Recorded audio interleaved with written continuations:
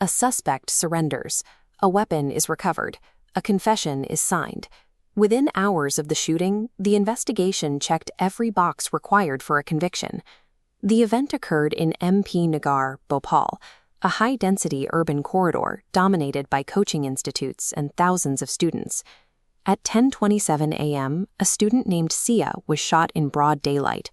She was walking between classes, part of the morning rush that defines this district. Police quickly identified Piyush, a former classmate. His history revealed a progression of obsessive love disorder, a fixation that turned Sia from a person into a target of his delusions. While the case seems airtight, confessions are subjective. They can be coerced, imagined, or staged. To find the objective reality, investigators must look past what the suspect says and analyze the physical data. This seemingly flawless confession is about to face the scrutiny of physics. By reconstructing the ballistic geometry, we can see if the suspect's story survives the laws of motion. Eyewitness accounts at the scene were immediate and contradictory. Some bystanders reported hearing a single blast. Others were certain they heard 3 distinct shots. High-stress environments trigger cognitive distortion. In the milliseconds following a traumatic event, the human brain often fills in sensory gaps with logical assumptions, creating a cohesive but factually inaccurate memory. DCP Srikrishna's protocol ignores these narratives. He treats the physical scene as a primary source, looking for the story told by trace evidence rather than the one told by the crowd. Professional investigators rely on data that cannot be influenced by shock or bias. Trace evidence provides a chronological anchor that human testimony cannot match. Blood spatter analysis provides a rigid spatial timeline. The way blood travels after impact is dictated by velocity and gravity, making it a reliable map of the victim's final position. This is a simulation of high-velocity impact spatter. When a bullet strikes, it creates a forward projection of mist-like droplets. The pattern found on a nearby shutter indicates a direct, face-to-face confrontation between the victim and the shooter. Identifying the shooter requires shifting from fluid dynamics to chemical analysis, specifically targeting gunshot residue, or GSR. Firing a weapon leaves a chemical signature in the web space of the hand. Analysis of Piyush's hand revealed heavy concentrations of lead, barium, and antimony, the 3 primary markers of primer discharge. The density of these particles on Sia's clothing confirms the weapon was fired at a distance of 3 to 6 feet. This places Piyush at the scene, exactly where the spatter analysis predicted.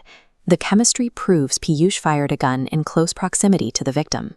It does not, however, confirm his bullet caused the fatal injury. Forensic teams use call data records and cell tower pings to track the suspect's movements.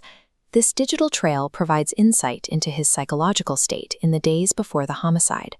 This tower grid maps both the suspect and the victim over 72 hours.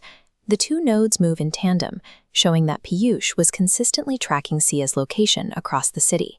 Mobile forensics also recovered a series of silent calls and deleted messages. These logs show a pattern of escalating harassment that Sia was desperately trying to avoid. Piyush's behavior is consistent with delusional erotomania. He created 15 separate fake social media accounts to bypass her blocks, effectively constructing a digital cage around her life. This data establishes the specific intent required for a murder conviction. The crime was the conclusion of a systematic tracking phase, rather than a sudden impulse or an unplanned confrontation. The digital footprint shifts the narrative. This was a coordinate-driven hit, following a predetermined path to the MP Nagar street corner. To verify the suspect's confession, investigators used the linear trajectory equation, y equals mx plus b, to model the flight path of the bullet. In this model, y is the vertical position, m represents the slope of the trajectory, and b is the initial firing height.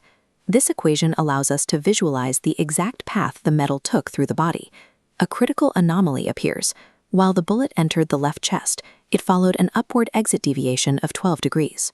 Given Piyush's height and the proven firing distance, the shot from his position should have traveled on a horizontal or slightly downward path.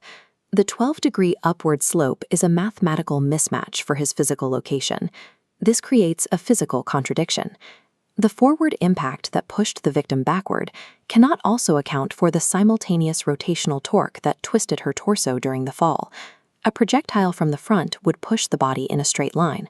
The actual rotational fall seen in the crime scene reconstruction indicates Saya was struck by two distinct force vectors simultaneously. The spatial geometry indicates that the trauma to the victim's body cannot be explained by a single shot from the suspect's position. Something in the physical record remains unaccounted for. Internal ballistics provides the resolution. Every gun barrel leaves unique microscopic fingerprints or striation marks on every bullet it fires. Under a comparison microscope, the test round from Piyush's gun on the left is compared to the fatal fragment on the right. The lands, grooves, and striation patterns do not match. The fatal bullet was fired from a locally modified, heavier-bore weapon, not the country-made pistol recovered from the suspect. The forensic evidence reveals a complex truth.